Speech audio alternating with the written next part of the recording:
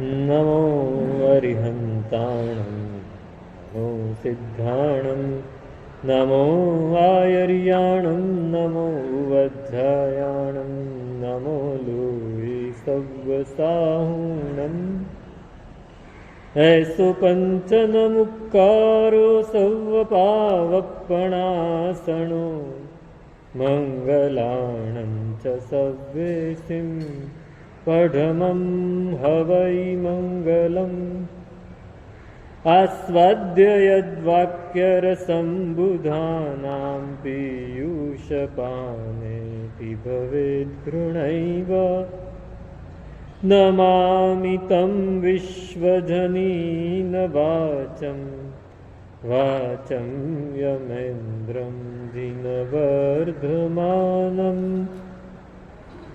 अचिन्त्य चिन्तामणिकल्पशाखिने विशुद्ध सद्ब्रह्म समाधिशालिने दयार्णवायार्थितदायिने सतां नमो नमः श्रीगुरुनेमिसूरये नमो नमः श्रीगुरुनेमिसूरये नमो नमः श्रीगुरुनेमिसूरये।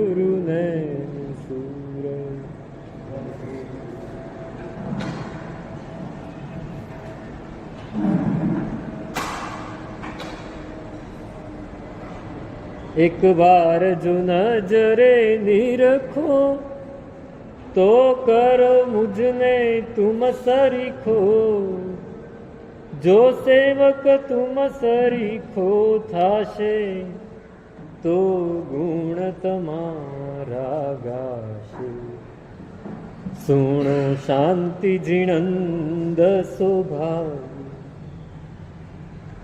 परमात्मानी भक्ति ભક્તિ એટલે સમર્પણ, ભક્તિ એટલે અનન્ય સદ્ભાવ. અનન્ય સદ્ભાવ બીજા ઉપર ન હોય, બીજી કોઈ પણ વસ્તુ ઉપર ન હોય એવો સદ્ભાવ જેના પ્રત્યે થાય એને આપણે ભક્તિ કહીએ. આપણો સદ્ભાવ શેના તરફ આપણે નક્કી કરી લેવું. આપણો સદ્ભાવ શેના તરફ, આપણને શું ગમે. એક પૌદ્ગલિક પરિસ્થિતિ આપણને એટલી બધી ગમે છે, આપણે દરેક જગ્યાએ એ સગવડ જ શોધીએ છીએ, અગવડમાં નથી રહી શકતા.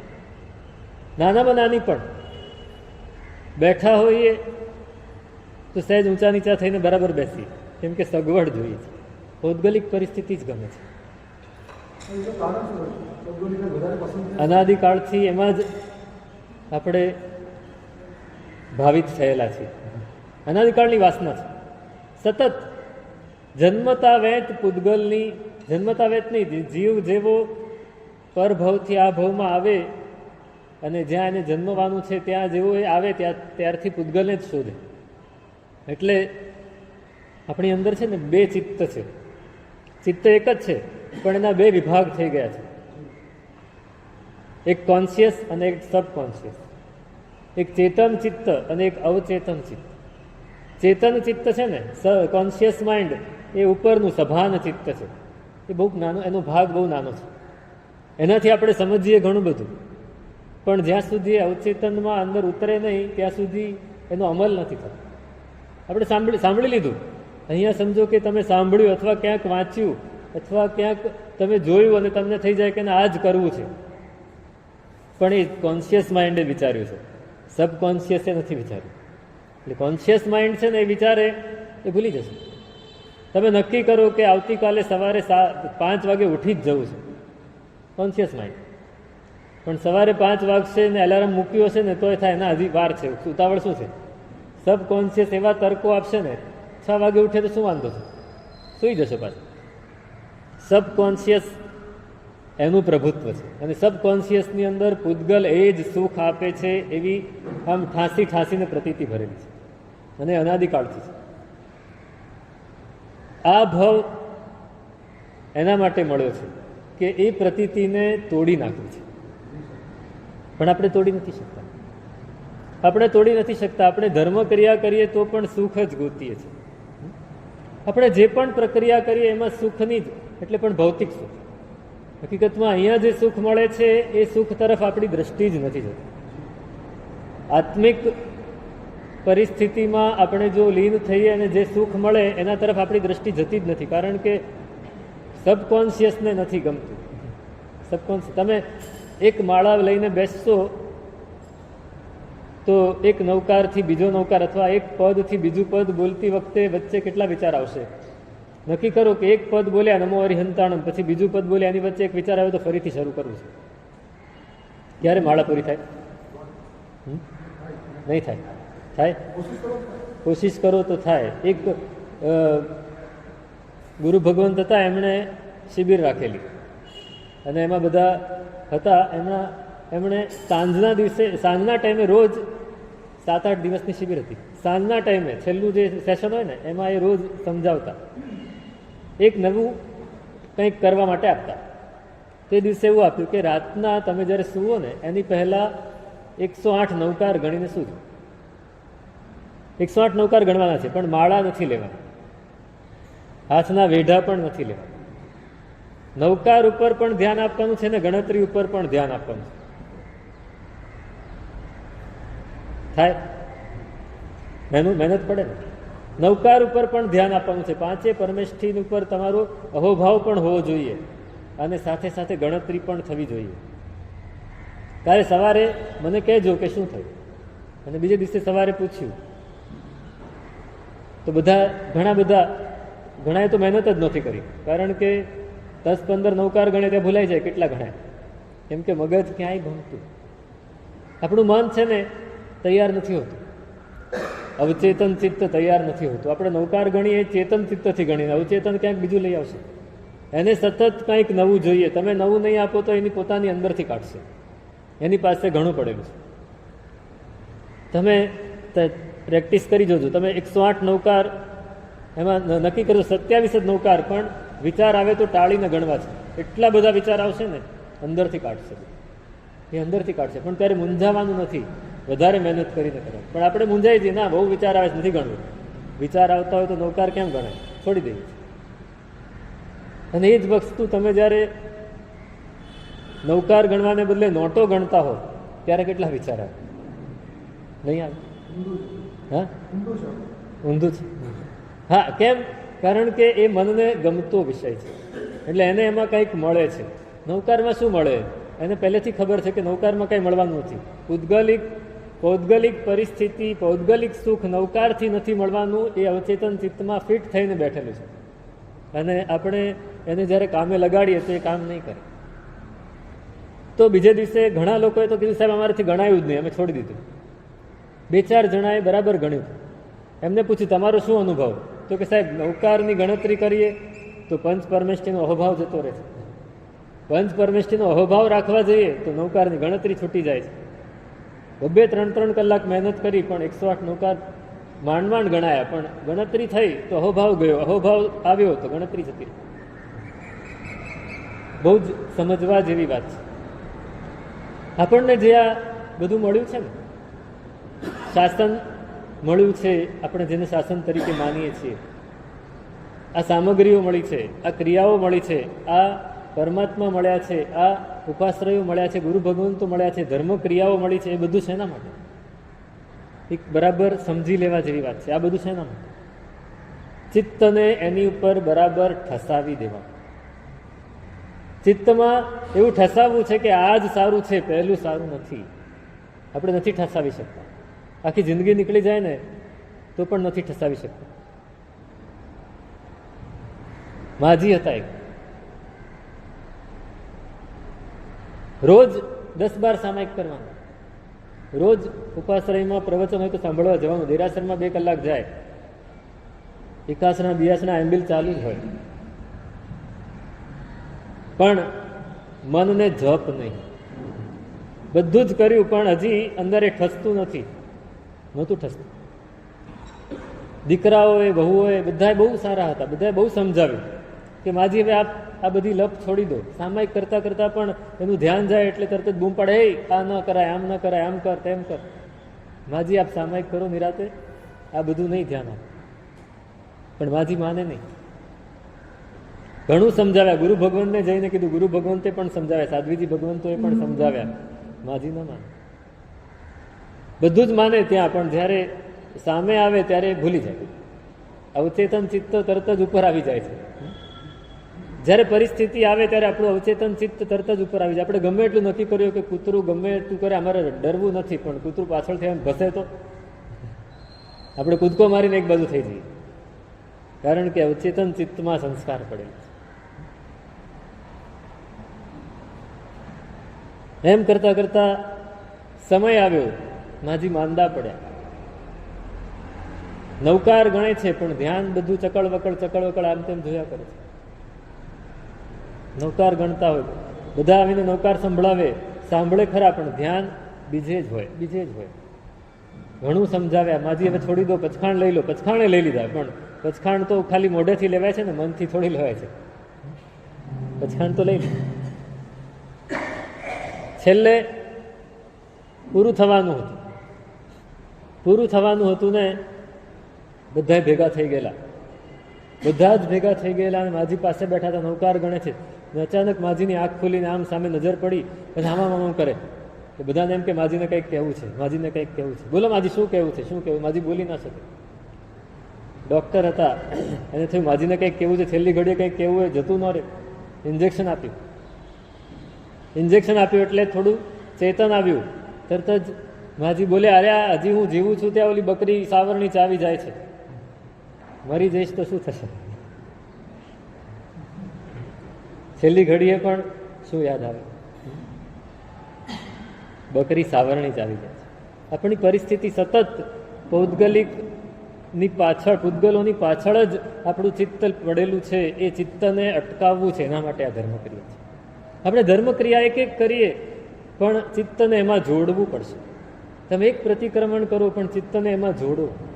ભલે 15 દિવસે એક કરો, પણ એવું ચિત્તને જોડો કે એ 15 દિવસ સુધી એનો સ્વાદ રહે, કે ના પ્રતિક્રમણ તો મજા આવી ગઈ. ચિત્તને એમાં જોડવું છે. નહીતર શું થશે કે આપણે સતત ભૌતિક લેખાજોખામાં, ભૌતિક સ્વાર્થમાં જ આપણે રહી જઈશું અને પુણ્ય બંધાઈ જશે. ક્રિયા કરીશું, પુણ્ય બંધાઈ જશે, પણ એ આપણું નિર્જરા નહીં કરે, સંવર નહીં કરે, આપણને અટકાવશે નહીં સંસારમાંથી. એ પરિભ્રમણ ચાલુ રહેશે. હજરત મૂસાની એક બહુ સરસ વાત આવી. હજરત મૂસા બહુ મોટા સંત હતા, પૈગંબર કહેતા એને. બધા જ લોકોને ખૂબ સરસ ધર્મનો ઉપદેશ આપે. આવી જ રીતે બધાને સમજાવે કે આ બધું છોડી દો, અલ્લાહ એક જ સાચા છે, બીજું બધું જ ખરાબ.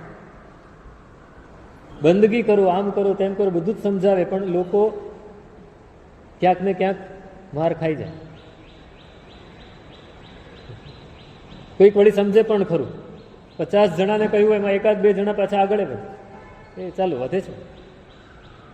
હવે પોતે એટલા નિર્મળ હતા, એટલા શાંત હતા, એટલા એકાગ્ર હતા, એટલા અંદર ઉતરેલા કે લબ્ધિઓ પ્રગટ થાય. લબ્ધિ બધા એને પ્રગટ થઈ શકે. આપણે એમ માનીએ કે દીક્ષા લે એને જ લબ્ધિ પ્રગટ થાય, ને ઘણાને લબ્ધિ, એને પણ લબ્ધિ પ્રગટ. એવી લબ્ધિ પ્રગટ થઈ કે પશુ પંખીની ભાષા એ જાણી શકે. પશુ પંખી બોલે એ પણ એને સમજાય. હવે ક્યારેક કંઈક એવો પ્રસંગ બન્યો હોય અને રસ્તામાં લોકો સાથે જતા હોય અને કોઈક પશુ દુઃખી હોય, ત્યારે એમને ખ્યાલ આવી જતો, તરત જ એને એની તકલીફનું નિવારણ કરવા માટે કોઈને પ્રેરણા કરતા.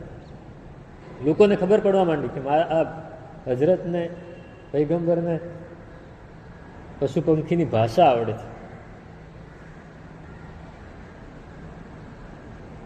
આ પણ એક આકર્ષણ થઈ ગયું. આપણું આકર્ષણ ત્યાં સુધી જ હોય. એ શેને લીધે થયું એ નથી વિચારતા, એને આવડી ગયું. એટલે હવે એક માણસ એવો હતો કે એમની ખૂબ ભક્તિ કરતો હતો. એને ખબર પડી ને એટલે એને થયું કે આ મારે પણ શીખવું છે, આ પશુ પંખીની ભાષા મારે પણ શીખવી છે. પહોંચી ગયો હજરત પાસે, રોજ જતો હતો, સેવા કરતો હતો ખૂબ. હજરત એને આશીર્વાદ આપતા હતા. એક દિવસ ગયો, સેવા કરી, આશીર્વાદ મળ્યા, નીકળતો હતો, નીકળવાનું હતું પણ આ બેસી રહ્યો. હજરત કેમ ભાઈ બેઠો છે? કે સાહેબ એક કામ છે. બોલ શું છે? સાહેબ આપને પશુ પંખીની ભાષા આવડે છે? હા તો આવડે છે, એમાં શું? તો મારે શીખવી છે, મારે શીખવી છે. તારું કામ નથી, રહેવા દે. એની માટે યોગ્યતા જોઈએ, પાત્રતા જોઈએ, લાયકાત જોઈએ, એટલી દૃઢતા જોઈએ. સાહેબ એ બધું આવી જશે, આપના આશીર્વાદ છે ને. બોલતા તો બહુ સરસ આવડે. આપના આશીર્વાદ છે, આવડી જશે, આવી જશે. આપ મને આશીર્વાદ આપો, મને આ શીખવાડી દો. ના પાડી હજરત. પેલો નિરાશ થઈને ઘરે ગયો, પણ હાર માને એવો નહોતો. બીજે દિવસે ફરી વિનંતી કરી, ત્રીજે દિવસે ફરી વિનંતી.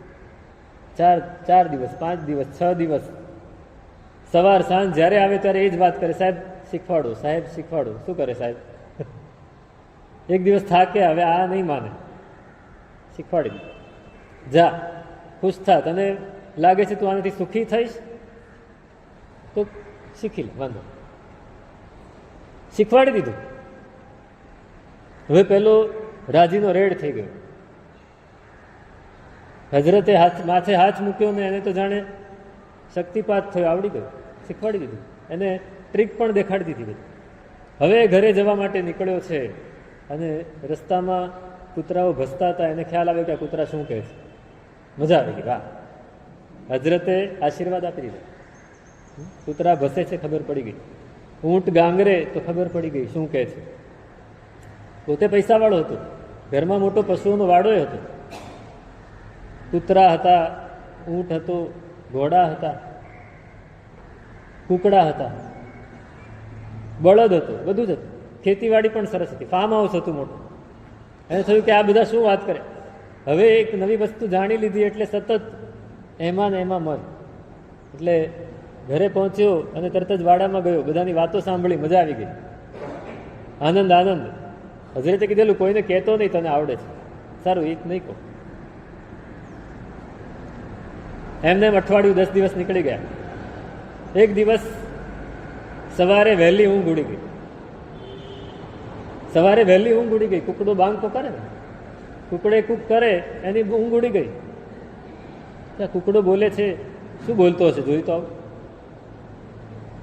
તો એ તો બહાર નીકળ્યો ને સીધો ગયો પોતાના વાડામાં. અંદર ગયો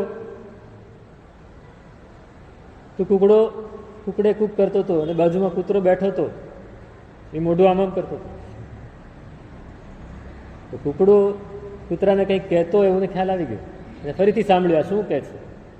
તો કૂકડો કૂતરાને કહેતો હતો કે આ આપણા શેઠનો ઘોડો છે ને, એ 2 દિવસમાં મરી જવાનો છે, 2 દિવસ પછી મરી જવાનો છે. કૂતરો માથું હલાવતો હતો, એને ખબર પડી ગઈ. પહેલાને ચિંતા થઈ, મારો ઘોડો મરી જવાનો, હવે શું કરવું? 2 દિવસ પછી મરી જશે, મારે નવો લાવવો પડે તો નુકસાન થશે, નવા પૈસા આપવા પડશે, ખર્ચવા પડશે. વિચાર કરતો પાછો આવ્યો ઘરમાં. કલાક સુધી વિચાર કર્યો, શું કરી શકાય, શું કરી શકાય. અને એને યાદ આવ્યું કે આ ઘોડાને આજે વેચી દઉં ને, આજે બજારમાં લઈ જઈને ઘોડાને વેચી દઉં, આટલો સરસ કેળવાયેલો છે, પૂરા પૈસા મળી જશે. અને લોકોને તો ખબર નથી 2 દિવસ પછી મરી જવાનું છે. લઈ ગયો. જેવું બજાર ખુલ્યું તરત જ બજારમાં લઈને ઊભો રહી ગયો ઘોડાને. બધા કે અલ્યા ભાઈ તમારે કેમ ઘોડો વેચવો, તમારો આટલો સરસ ઘોડો. કે બસ હવે મન ભરાઈ ગયું છે, હવે નથી વાપરવું. ઘણા લોકોને ખબર હતી કે આનો ઘોડો બહુ સારો છે. ઓલો કે મને આપો, ઓલો કે મને આપો. ઓપ્શન થયું, બોલી બોલાઈ અને ડબલ પૈસા મળ્યા. ઘોડો વેચીને આવતો. આ એક ભાષા સાંભળી તો કેટલો નુકસાનથી બચી ગયો. માણસ હંમેશા નુકસાન અને નફાના, લાભ અને ગેરલાભના લેખાજોખા પૂતગલથી જ પ્રમાણતો હોય છે, પૂતગલથી જ પ્રમાણિત કરતો હોય છે.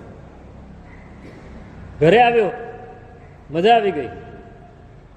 એને થયું બીજી વાર કાલે સાંભળું હવે શું કહે છે. બીજે દિવસે ગયો, બીજે દિવસે કંઈ બન્યું નહીં. ત્રીજા દિવસે ગયો, કાંઈ બન્યું નહીં. અઠવાડિયું, મહિનો નીકળી ગયો, કાંઈ બન્યું નહીં. રોજિંદી વાત. એક દિવસ અચાનક એ સવારે પાછો નીકળ્યો વાડામાં ને અચાનક કુકડાનો અવાજ કાને પડ્યો. કુકડો કૂતરાને કહેતો હતો, ઊંટ મરી જવાનો છે, 3-4 દિવસમાં ઊંટ મરી જવાનો છે. હવે તો ટ્રીક આવડી ગઈ હતી, વેચી દેવાનું. વેચી દઈએ એટલે પૈસા મળશે, પછી નવું લેવું હોય તો લઈ લઈશું. તો સવારની પોરમાં ઊંટને લઈને નીકળી પડ્યો.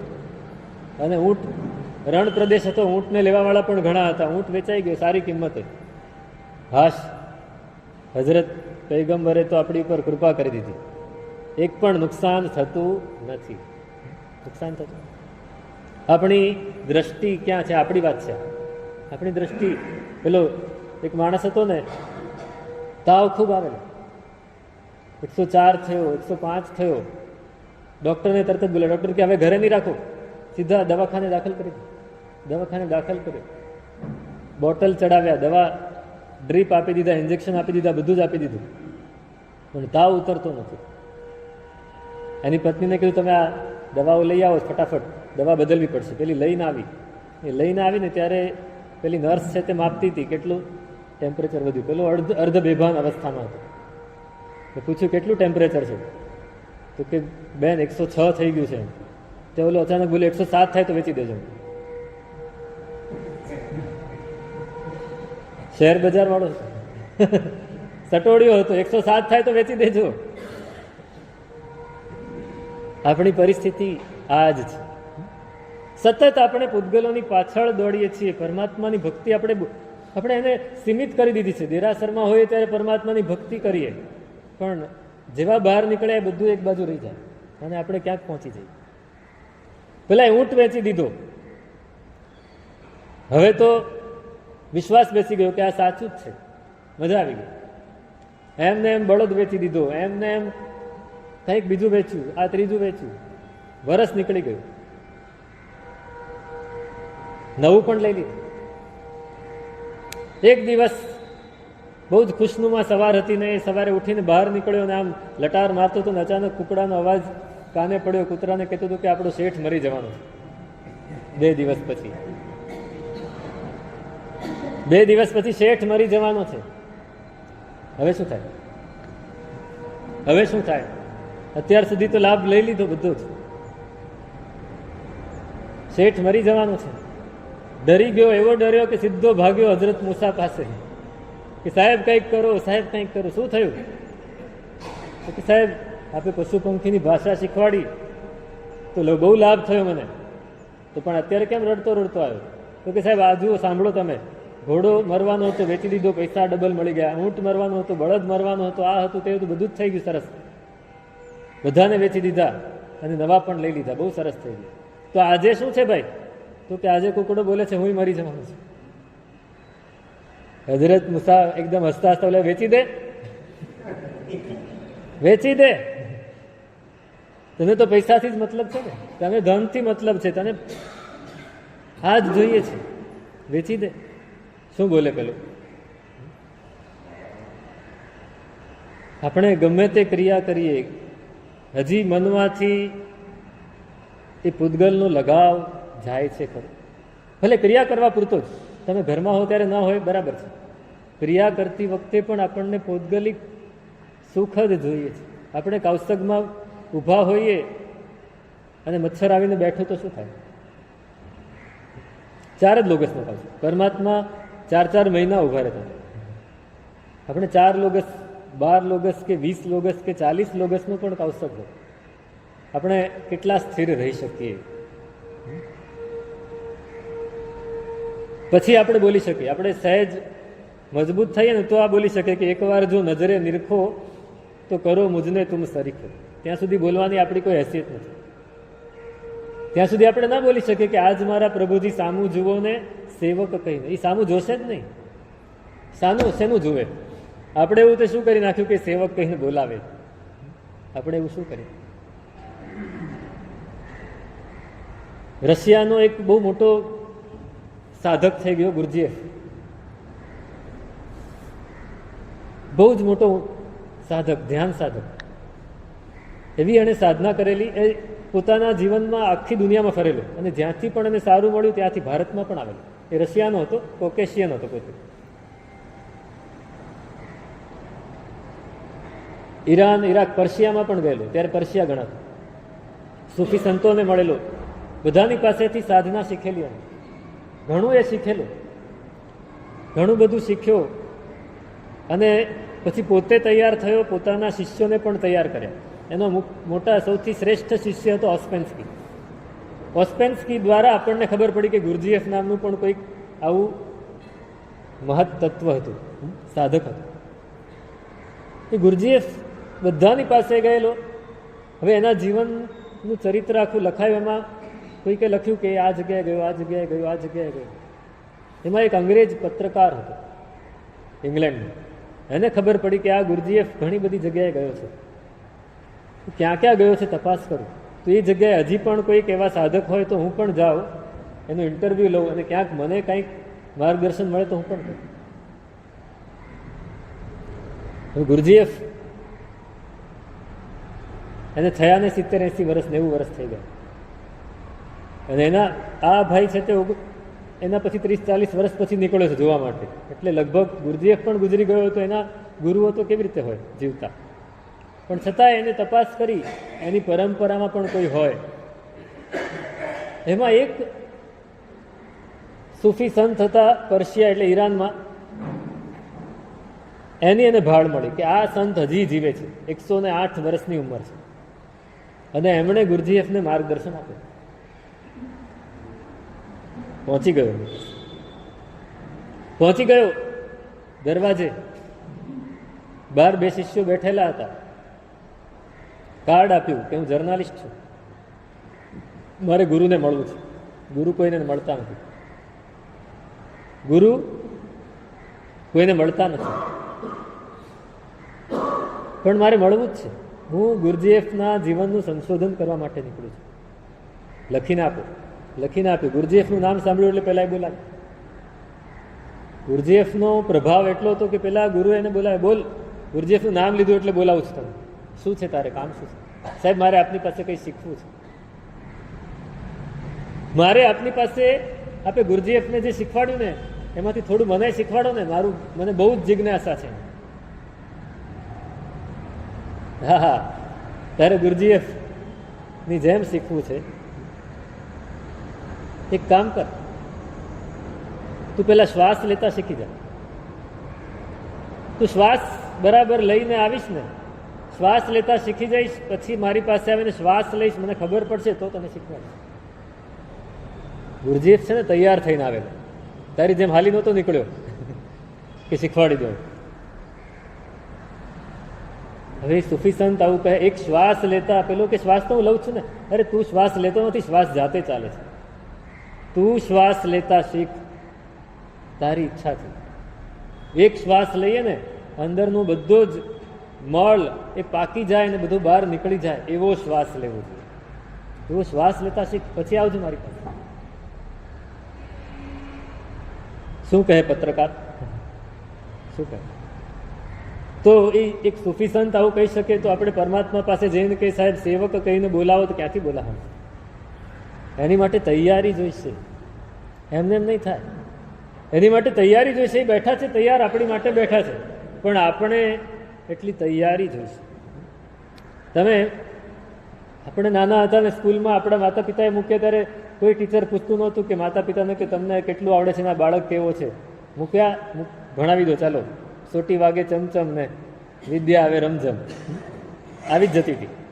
અત્યારે બાળકને માતા પિતા મૂકવા જાય LKGમાં, UKGમાં કે પ્લે ગ્રાઉન્ડમાં, પ્લે ગ્રુપમાં, તો બાળકનો ઇન્ટરવ્યૂ ન લેવાય, પહેલાં મા બાપનો ઇન્ટરવ્યૂ લેવાય કે મા બાપ કેવા છે તો બાળક કેવું હશે તો અમે એને રાખીએ, નહીંતર નહીં રાખીએ. હમણાં જ એક પરિવાર આવ્યો તો મારી પાસે, એના સંતાનોને ત્યાં બિરલા સ્કૂલ છે મને લાગે છે બાલકેશ્વર પાસે ક્યાં, એ સ્કૂલમાં એને દાખલ કરવો હતો. હવે છોકરો 10મું ભણે, 9th સ્ટાન્ડર્ડ સુધી એ કોઈ સારી કોન્વેન્ટમાં ભણેલો છે અને એને 10th સ્ટાન્ડર્ડમાં ત્યાં રાખવો છે. તો 10th સ્ટાન્ડર્ડમાં ત્યાં રાખવા માટેના પર્સન્ટેજ બી બહુ સારા હતા છોકરાના, કે પર્સન્ટેજ ઉપર અમે ધ્યાન નથી આપતા, અમે ઇન્ટરવ્યૂ લઈશું. મા બાપનો ઇન્ટરવ્યૂ લીધો, છોકરાનો ઇન્ટરવ્યૂ લીધો, આટલો તૈયાર હોય તો જ આ સ્કૂલમાં રાખી, નહીતર નહીં રાખી. આપણને કઈ તૈયારી ઉપર આ શાસન મળ્યું છે નક્કી કરી. ઘણી તૈયારી કરી છે, એમને નથી મળ્યું. એ વાત નક્કી છે, ફિક્સ છે. આપણે ઘણો પુરુષાર્થ કર્યો છે આ શાસન મેળવવા માટે, આ પરમાત્માને મેળવવા માટે. પણ હવે પરમાત્મા પાસેથી કંઈક મેળવવું છે. પરમાત્મા તો મળી ગયા, હવે પરમાત્મા પાસેથી કંઈ મેળવવું છે. આ ભક્તિની વાત છે. ભક્તિ ત્યાં સુધી પહોંચાડે છે. ખાલી ગીતડા ગાવાથી ભક્તિ નહીં થાય, રાગડા તાણવાથી બિલકુલ નહીં થાય, નાચવાથી હાથ પગ ઊંચા કરીને કાંઈ નહીં થાય. અમે ભક્તિ કરી લીધી એટલો સંતોષ મળશે, બીજું કાંઈ નહીં. કંઈક મેળવવું છે સાચે પરમાત્મા પાસે, તો તૈયારી કરવી છે. ઉદ્ગલ પ્રત્યેનું જે આપણો રાગ છે, જે અંદર બરાબર ઉતરેલો છે, એને કાઢવો પડશે, એને અંદરથી કાઢવો પડશે. તો એ આપણી સામે જોશે, તો આપણી સામે જોશે. હેમચંદ્રાચાર્ય ભગવંત વિતરાગ સ્તવ આખે આખું બનાવ્યું ને, આખે આખું બનાવ્યું. છેલ્લો પ્રકાશ અને એની છેલ્લી ગાથા, એમાં શું કહે છે? આટલું બધું કર્યું. પરમાત્માની સ્તુતિ એટલે આપણે કલ્પના ન કરી શકીએ. પરમાત્માને કેવા કેવા વિશેષણો આપ્યા છે, પરમાત્માની કેવી સદભૂત સ્તુતિ કરી છે કે પરમાત્મા કેવા છે.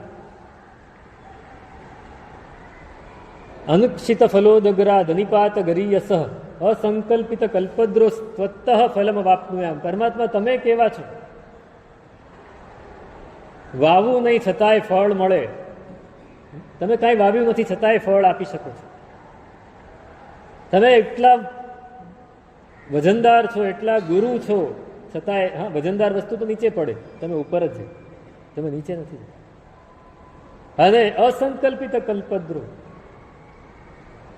આપણે કલ્પવૃક્ષની નીચે જઈએ ને, કલ્પવૃક્ષની પાસે જઈને આપણે જે ઈચ્છીએ એ મળે, પણ એની પાસે જવું પડે અને ઈચ્છવું પણ પડે.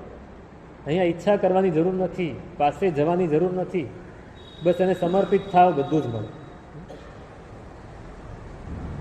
પેલો એક માણસ નીકળ્યો રસ્તામાં, એક ગામથી બીજે ગામ જતો હતો અને થાક્યો હતો.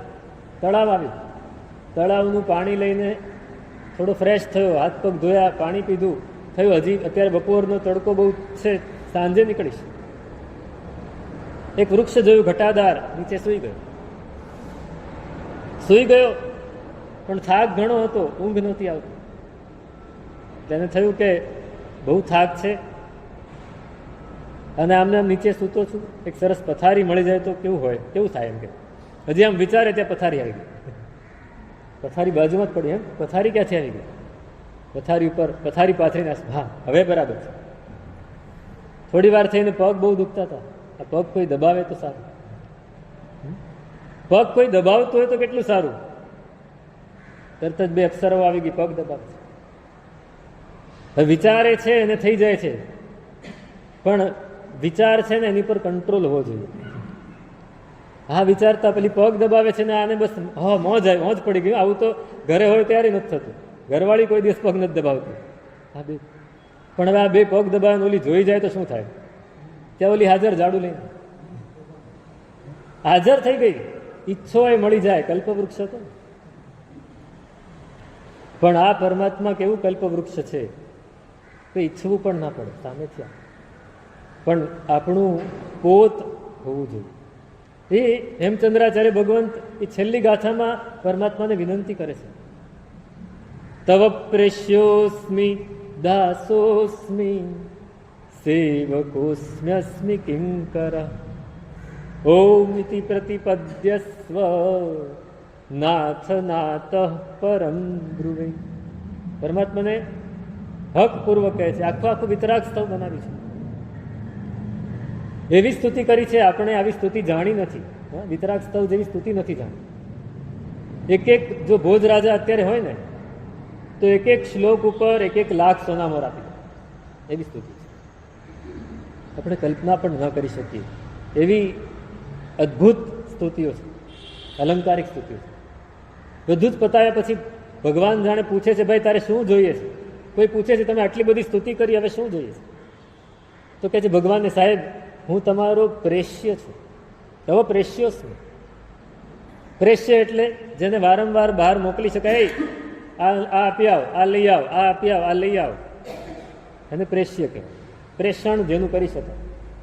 દાસ એટલે ગુલામ, એને કંઈ પણ કહી શકાય. તવ પ્રેષ્યોસ્મી દાસોસ્મી.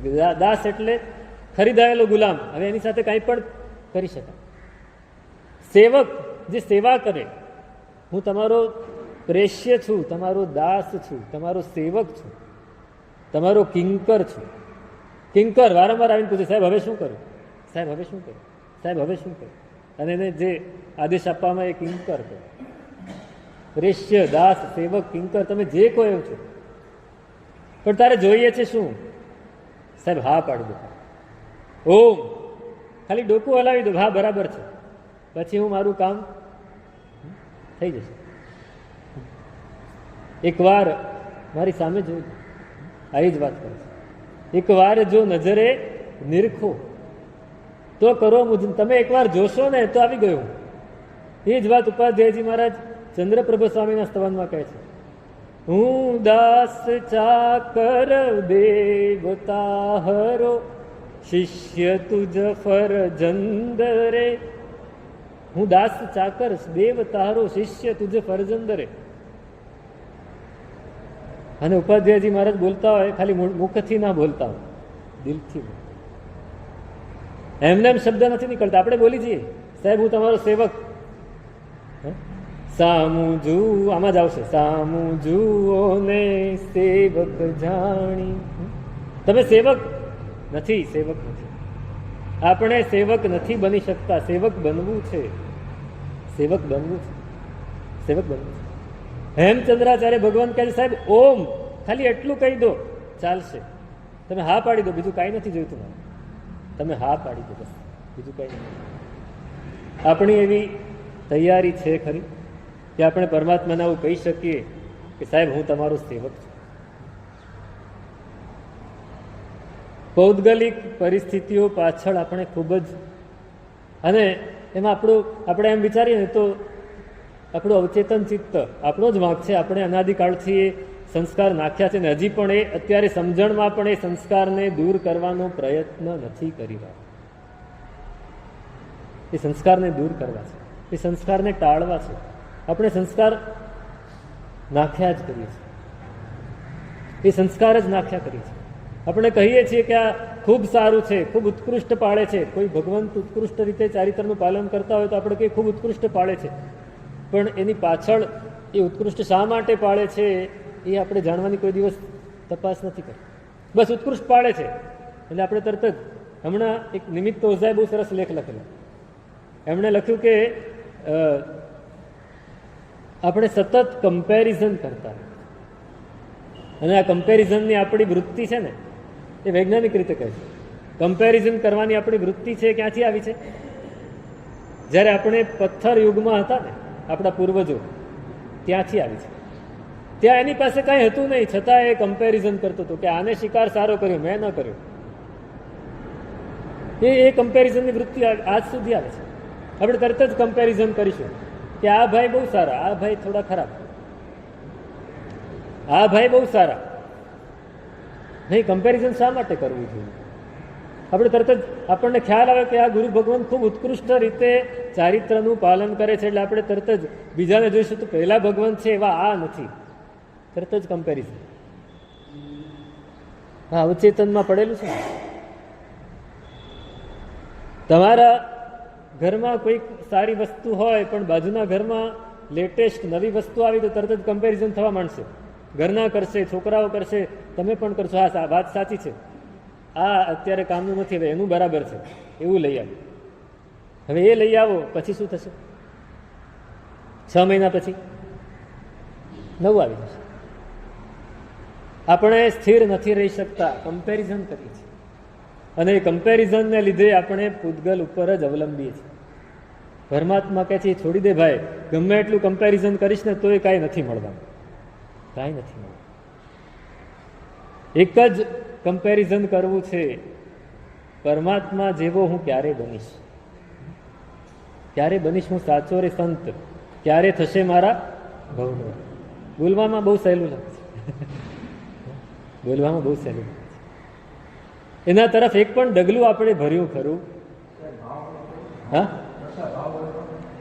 ભાવ હોય પણ એ ભાવ તો બજારમાં ઘણા ભાવ બોલાય છે પણ આપણે બધી વસ્તુ લઈ નથી શકતા. ભાવ પ્રમાણે આપણું આચરણ કેટલું. ભાવ તો સારા હોય. ભાવ છે ને તો વિચાર છે. આપણે વિચારને ભાવ સમજી લઈએ છીએ. ભાવ અલગ વસ્તુ છે, અધ્યવસાય અલગ વસ્તુ છે ને વિચાર અલગ વસ્તુ છે. આપણે વિચારને જ અલગ ભાવ સમજી લીધા, અધ્યવસાય સમજી લીધા, પરિણતિ સમજી લીધી. વિચાર અલગ વસ્તુ છે. તમે કોઈની સારી વાત સાંભળો અને અંદરથી તમને વિચાર આવી જાય કે હા બહુ સરસ, તો એ ભાવ નથી, સમજી લેજો. જ્યારે ખરાબ પરિસ્થિતિ આવે ત્યારે પણ એ યાદ આવે ને ત્યારે સમજવું કે ભાવ છે. ખરાબ પરિસ્થિતિ આવે, જે પરિસ્થિતિમાં આપણે ક્યાંક ફસાઈ ગયા છીએ એવી પરિસ્થિતિ આવે ત્યારે પણ એની અનુમોદના થાય ત્યારે સમજવું કે ભાવ છે. ત્યાં સુધી ભાવ નથી. એ તો વિચાર જ છે. વિચાર તો આવીને જતો રહે. એ સભાન ચિત્તની અવસ્થા છે. અવચેતન ચિત્તમાંથી જે નીકળે એ વિચાર છે. તમે ઊંઘમાં હો ને ઊંઘમાં તમને કોઈક બોલાવે, ભાઈ કોણ તું,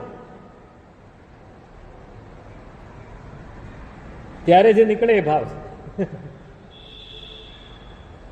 ઊંઘમાં આપણને કોઈક ઉઠાડીને તરત જ કંઈક કરાવે અને ત્યારે આપણા મુખમાંથી જે નીકળે. અમારા ગુરુ મહારાજ અમે ભણતા ને ત્યારે કહેતા કે ગાથા એવી ગોખો કે રાત્રે ઊંઘમાંથી ઉઠાડીને પૂછે તો એ સાચી જ આવે, તો અંદર ઉતરી છે. દિવસે તો આવડી જાય, રાત્રે આવડવી છે. ઊંઘમાંથી ઉઠાડીને તો ભક્તિ થશે. ભક્તિ ત્યાં સુધી છે. યદ જ્ઞાત્વા ન યદ પ્રાપ્ય ન કિંચિત વાંછતી. નારદ કહે છે, નારદ ઋષિ, યદ પ્રાપ્ય એ પરમાત્મા મળી ગયા, જે ઈષ્ટ તત્વ મળી ગયું, જેના પ્રત્યે ભક્તિ જાગી ગઈ, એને મેળવ્યા પછી બીજું કાંઈ ઈચ્છા જ નથી થતી.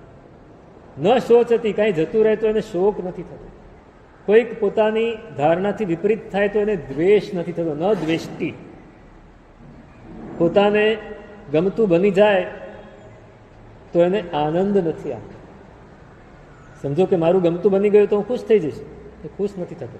નહીં, મારું ગમતું તો આ એક જ છે. અને મારું ગમતું એકવાર બની ગયું પછી બીજી વાર ક્યારે બને, આવું ફરીથી બને તો સારું નથી. પેલા મૂળદેવ છે ને, આપણે બોલીએ છીએ પજ્જુનનો મૂળ દેવો ભરેસર બાહુબલી. એ મૂળદેવ રાજકુમાર હતો ઉજ્જૈનીનો. નાનપણથી પૂર્વના સંસ્કાર એવા હશે કે પોતાની પાસે જે પણ વસ્તુ આવે સારી બીજાને આપી દે. દાનનો સંસ્કાર. એના પિતા એને સારામાં સારું કડું પહેરવા માટે આપે, સોનાનું હીરાથી ભરેલું. પણ રસ્તામાં જતા એને લાગે કે આ માણસ ગરીબ છે, સાવ નાનો હતો, 5-10 વર્ષનો, ત્યારથી આપી દે. અને મોટો થયો ને, 15-17 વર્ષનો થયો, બધી જ વિદ્યાઓ શીખ્યો, બધી જ કળાઓ શીખ્યો. એ કળા શીખતા શીખતા એને પુરુષની 72 કળા હોય, સ્ત્રીઓની 64 કળા હોય, બધી શીખવાની. આપણે તો અત્યારે શું છે કે એક સરખી ઘરેડમાં બધું ભણ્યા કરીએ છીએ, પણ ત્યારે એવું નહોતું. બધી જ કળા શીખવાડે, એમાં જેનું વધારે માસ્ટરી હોય એને એ કળામાં આગળ વધે. બધી કળા શીખવાની. બધી જ કળા શીખવામાં એ જુગારની કળા પણ શીખ્યો. એટલે એક બાજુ દાન આપવાનું, બીજી બાજુ જુગાર. જુગાર એને એટલો બધો ગમી ગયો કે જુગાર એટલો રહે. એટલે પિતા જે પણ વસ્તુ આપે કાં દાનમાં આપી દે, કાં જુગારમાં ઉડાડી દે. વારંવાર ફરિયાદ જાય કે આ બધું ઉડાડી મૂકે છે, બધું ઉડાડી મૂકે છે. પિતાને આવ્યો ગુસ્સો, તારે આ જ કરવું હોય તો અહીંયા નહીં રહેવાય. સ્વાભિમાની હતો, નીકળી ગયો છોડીને, નહીં રહું. 18-19 વર્ષની ઉંમરે નીકળી ગયો. હવે જઈ રહ્યો છે, એ નીકળીને જઈ રહ્યો છે અને રસ્તામાં આગળ તો ઘણી ઘટના બની ગઈ, પણ એ એકલો છે અત્યારે. અને રસ્તા એને થયું કે હવે નથી રહેવું, બીજા દેશમાં જઈને પોતાનું ભાગ્ય અજમાવવું છે. પિતાને આ ન ગમતું હોય તો મારે નથી રહેવું. નીકળી ગયો, રસ્તામાં જઈ રહ્યો છે અને એક ગામ આવ્યું. એ ગામમાંથી જ્યારે નીકળ્યો ત્યારે ગામના લોકો કીધું, ભાઈ અહીંથી તારે બીજું ગામ જે પહોંચવાનું છે એની વચ્ચે મોટું જંગલ છે ને તું 6 દિવસ સુધી એ જંગલ પસાર કરી શકીશ ને, 6 દિવસ લાગશે તને પસાર કરે. એ સારું, વાંધો નથી. ઉત્સાહી છે, વીર છે, શૂરવીર છે, પરાક્રમી છે. નીકળી પડ્યો. એ નીકળી પડ્યો અને બરાબર એ ગામના પાદરથી આગળ નીકળે છે, ત્યાં બાજુમાંથી બીજા ગામનો એક રસ્તો પડતો હતો, ત્યાંથી એક બ્રાહ્મણ નીકળ્યો. બ્રાહ્મણ હટ્ટો કટ્ટો હતો ને હાથમાં મોટું પોટલી લીધેલી. હવે આની પાસે તો કંઈ હતું નહીં, 6 દિવસ કાઢવાના હતા. એને જોયું કે આ બ્રાહ્મણ નીકળ્યો છે, એને પૂછ્યું, બ્રાહ્મણ ભાઈ, અરે ભાઈ ભૂદેવ, તમે ક્યાં નીકળ્યા? તો કે મારે પેલા ગામે જવું છે. તો આ સથવારો સારો છે,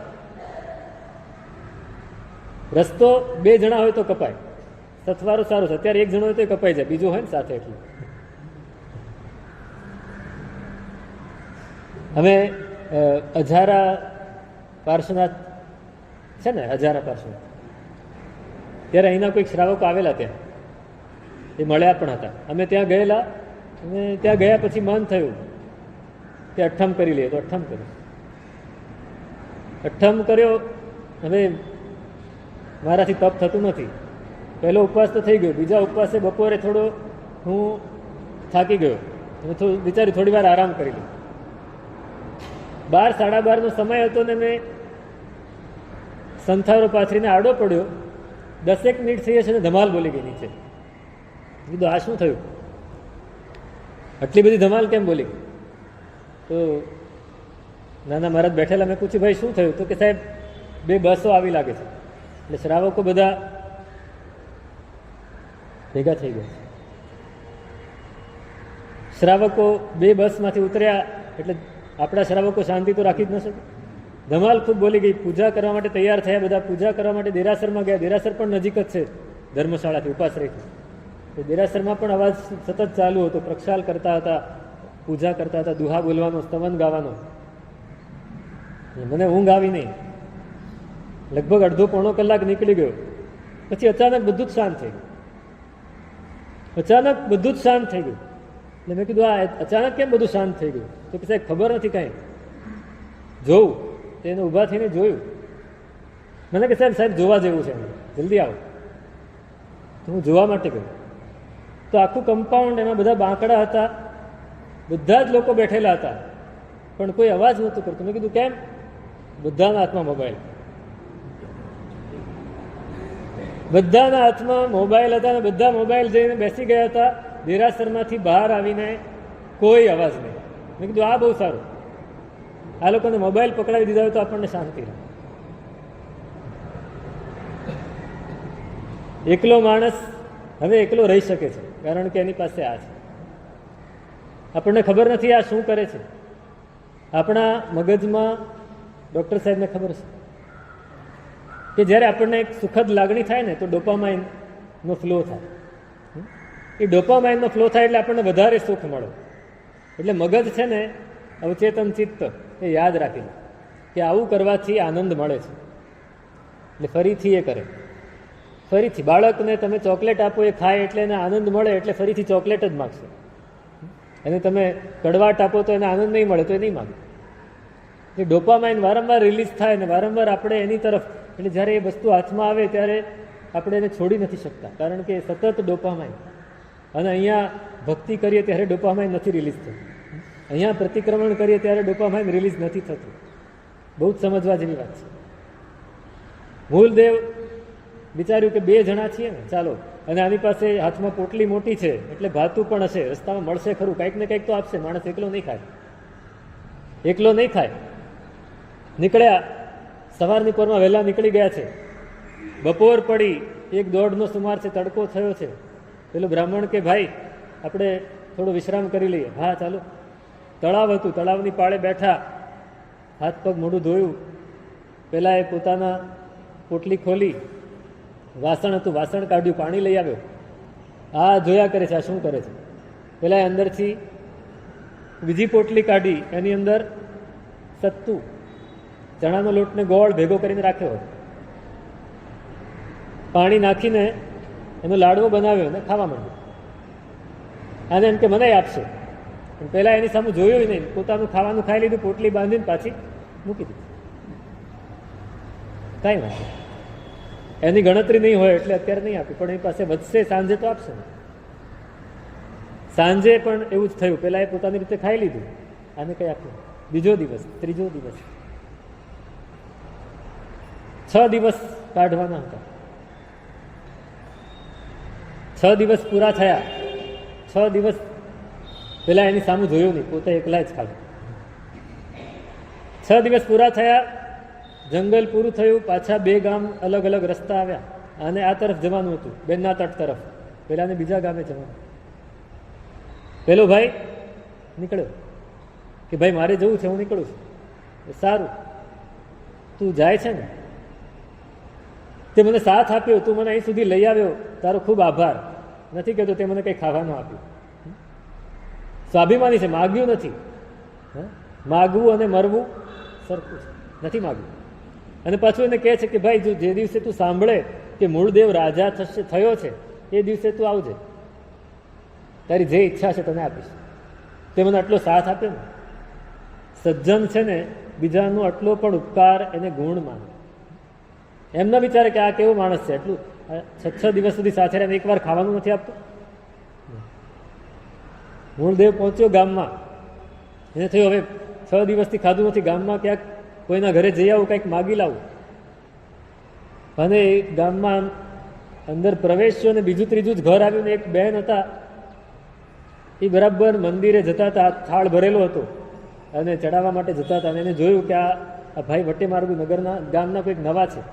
ભાઈ તમે કોણ? તો કે હું વટેમાર્ગુ છું, મુસાફર છું, બહારથી નીકળું છું. હમણાં જ આવ્યા? કંઈ ખાધું પીધું કે નહીં? તો કે નથી ખાધું, એની જ તપાસમાં નીકળ્યો છું. તો કે ચાલો આ થાળી તમે લઈ લો, મંદિર માટે બીજી લઈ. થાળી આપી દીધી. તો કે હું થાળી પાછી તમને આપી જાઉં, હું બહાર જઈને ખાઈ લઈશ. સારું, એ થાળી લઈને બહાર નીકળ્યો. 6 દિવસના ઉપવાસ છે ને, મનમાં વિચારે છે, પેલા સંસ્કાર છે દાનના, કે કોઈને આપી નથી, એકલા નથી ખાવું. અને ભાગ્યશાળી હોય એને બધું જ મળે. જેવો નગરની બહાર, ગામની બહાર આવે, તળાવની પાળે જઈને બેસવા જાય છે, ત્યાં દૂરથી જોયું કે ભગવંત પધારી રહ્યા છે, હાથમાં પાત્ર છે. આજ સફળ દિન મુજે તણો, હવે મારો દિવસ સફળ થઈ ગયો, આ ભગવંત પધાર્યા છે. તરત જ ઊભો થઈ ગયો, સાહેબ એક લાભ આપો. ગુરુ ભગવંતે જોયું નિર્દોષ છે, આનો ભાવ સાચો છે, બોરાવી દીધું બધું જ. અને થાળી ધોઈ લીધી. ગુરુ ભગવાન તો ધર્મલાભ આપીને જતા રહે, થાળી ધોઈ દીધી. પાછો ગામમાં ગયો, વિચાર્યું બીજા ઘરે, પેલી થાળી એના ઘરે આપી દીધી, બીજા ઘરે કંઈક મળે તો ખાઈ લે. આગળ નીકળ્યો, હજી 4, 5, 10 ઘર વટાવ્યા હશે. ત્યાં એક બેન માજી હતા. માજી જો દીકરા તું ક્યાંથી આવ્યો? તો કે બહારથી આવ્યો છું. તો ચાલ જમવા, તૈયાર જ છે રસોઈ. માજીએ ભાત બનાવેલા, ગરમ ગરમ ભાત હતા, ફળફળતા. અને એને કીધું આ દહીં છે, બે ભેગું કરીને ખાઈ લે. એને જમી લીધું. જમી લીધું, માજીને પગે લાગ્યો, ઉપકાર માન્યો, આભાર માન્યો અને નીકળી પડ્યો. બેના તટ નજીક જ હતું. પહોંચતા પહોંચતા સાંજ પડી ગઈ. સાંજ બેના તટની બહાર એક ધર્મશાળા હતી ને ધર્મશાળામાં રાત રોકાઈ ગયો. એ રાત રોકાઈ ગયો છે. હવે રાત્રે એ સૂતો છે. આખા દિવસનો આટલો થાકેલો, આજે જ ખાવાનું મળ્યું હતું એટલે ઊંઘ સારી આવી ગઈ. ઊંઘ સરસ આવીને રાત્રે એને સ્વપ્ન આવ્યું. ને સ્વપ્નમાં એને પૂનમનો ચંદ્રમા જોયો ને ચંદ્રમાને એ આખો ગળી ગયો એવું એને સ્વપ્ન જોયું. સ્વપ્ન જેવું જોયું, વહેલી સવારે સ્વપ્ન જોયું એને 4, 4:30 સુમાર બેઠો થઈ ગયો કે આવું સરસ સ્વપ્ન આવ્યું છે, સુવાય નહીં. બેઠા બેઠા ધર્મચિંતન કરે છે. થોડી વાર થઈને ઘણા બધા ધર્મશાળામાં લોકો હતા, કેટલાય ફેરિયાઓ પણ હતા. એમાં 2 ફેરિયા બાજુમાં સૂતેલા. એ એક ફેરિયો અચાનક ઉઠ્યો અને બીજાને ઉઠાડે છે, હે ઉઠ, હે ઉઠ. તો કે શું થયું? હજી વાર છે આપણે નીકળવાનું. તો કે ઉઠ, મારે એક વાત કરવી છે તમને. ધીમેથી બોલતો પણ સવારે સંભળાય. મૂળદેવ બાજુમાં જ હતો. પેલાને અંધારામાં ખબર નહીં, આ બાજુમાં બેઠો સાંભળે. પહેલાં કીધું શું છે ભાઈ? તો કે મને સવારે હમણાં જ સ્વપ્ન બહુ સરસ આવ્યું. કે શું સ્વપ્ન આવ્યું? તો કે પૂનમનો ચંદ્ર આકાશમાં સરસ ઉગેલો, આખો ખીલેલો, ને હું નીચે ઉતરે મારા મોઢામાં આવે, હું ગળી ગયો. મૂળદેવને જે સ્વપ્ન આવ્યું છે એ જ સ્વપ્ન પેલા મૂકે છે. મૂળદેવ સાંભળે છે. પેલો બીજો છે ને, હે આવું સરસ સ્વપ્ન આવ્યું, જો તો પછી તને આજે છે ને સરસ ઘેબર ખાવા મળશે, સરસ ઘેબર ખાવા મળશે. હે ઘેબર ખાવા મળશે? તો કે આટલું સરસ સ્વપ્ન, એનું કાંઈક તો ફળ મળે ને. તને જોજે તને આજે ઘેબર ખાવા મળશે. તો પેલા માની લીધું. મૂળદેવ વિચારે છે કે આ સ્વપ્ન આને પણ આવ્યું અને એને કહી દીધું, મારે નથી કહેવું. મૂળદેવ વિચારક હતો. ત્યાંથી નીકળ્યો અને નગરમાં ગયો. સવારે ઉઠીને પહેલાં બગીચો હતો બહાર, બગીચામાં માળી પાસે ગયો, થોડા ફૂલ આપો ને. માળીએ પણ એનું તેજ જોઈને એને થોડા ફૂલ આપ્યા. ફૂલ લઈને સીધો ગયો જ્યોતિષ પાસે. કે જ્યોતિષ ક્યાં છે? તો કે આ જગ્યાએ છે. જ્યોતિષ પાસે ગયો, જઈને ફૂલ ધર્યા. સાહેબ, પેલો કે શું છે ભાઈ? તો કે એક વાત કરવી છે. હા બોલો ને. તો કે રાત્રે આવું સ્વપ્ન આવ્યું છે ને, મેં ચંદ્રમાં જોયો, ગળી ગયો. ને પેલું જ્યોતિષ, એની આંખો એકદમ આમ પોળી થઈ ગયા. તરત જ ઊભો થયો કે બેસો, હમણાં હું આવું છું. ઘરની અંદર ગયો, બહાર ઓસરીમાં બેઠા હતા. 10 મિનિટમાં બધી સામગ્રી હાથમાં લઈને પોતાની કન્યાને લઈને આવ્યું કે આની સાથે પહેલા લગ્ન કર, પછી ફળ કહું. પહેલા આની સાથે લગ્ન. અરે સાહેબ, પણ હું તો, તમે મને ઓળખતા નથી, અજ્ઞાત, મારું કુળ કેવું, મારી જાતિ કેવી. અરે એ બધી વાત બરાબર છે, તું એલા લગ્ન કર. પરાણે પરણાવી દીધો. અને પછી કીધું તો કે 7 દિવસમાં નગરનો રાજા બનશે. 7 દિવસમાં રાજા બની ગયો. હવે પેલા, હવે આ વાત તો ફેલાયા વગર રહે નહીં. પેલો જે ફેરીયો હતો એને ખબર પડી, પેલા ફેરિયાને ખબર પડી કે આવી રીતે પૂનમનો ચંદ્ર ગળી ગયો હતો, એને રાજ્ય મળ્યું. એ પણ ગળી ગયો હતો, એને ઘેબર મળી ગયો હતો. એ દિવસે એને બરાબર ઘેબર મળ્યો. એણે વિચાર્યું કે રાજ્ય મળતું, મેં ઘેબરમાં ગુમાવ્યું. એને શું ખાધું તો આગલા દિવસે બધાને ખબર હતી, એને દહીં ભાત ખાધેલા. તો કે હું દહીં ભાત ખાઈને સૂઈ જાઉં, ફરીથી એ સ્વપ્ન આવે ને હું રાજા બની જાઉં. એવું બને ખરું? બને ખરું? એકવાર જે બન્યું એ બીજી વાર ન બને. પણ આપણને આપણું ડોપામાઇન રિલીઝ થયું છે ને, આપણને એ જ ગમે, એટલે આપણે ફરીથી એ પકડવા જઈએ, ફરીથી એ પકડવા જઈએ. નહીં મળે. એ પરિસ્થિતિ ફરીથી મળશે નહીં. જો ભક્તિ કરીને સત માર્ગે ચાલીને જો એ કર્યું હશે તો મળશે. જો સત માર્ગે નહીં ચાલ્યા હોઈએ અને જો એ પકડવા જઈશું તો નહીં પકડાય. તો આપણે કેવી ભક્તિ કરવી છે, તો પરમાત્મા આપણને સેવક કરીને બોલાવશે. તો આપણે આ છેલ્લી ગાથા છે, કાલે લઈશું એનું વાત, ભવો ભવ તુમ ચરણોની સેવા. એ આપણે બોલવા માટે ત્યારે સમર્થ થઈશું કે જો આપણે એ રીતે આપણા ચિત્તને તૈયાર કરશું. તો આ ભક્તિ મળી છે, પરમાત્મા મળ્યા છે, એવું સરસ કાર્ય કરવું છે કે એ ફરીથી આપણને મળે. એ પરિસ્થિતિ આખી એવી મળે કે આપણે આગળ વધીએ. તો એની વાત આગળ કરવી છે. શું સ્વરૂપ તે અગ્રે અધિકાર વર્તમાન.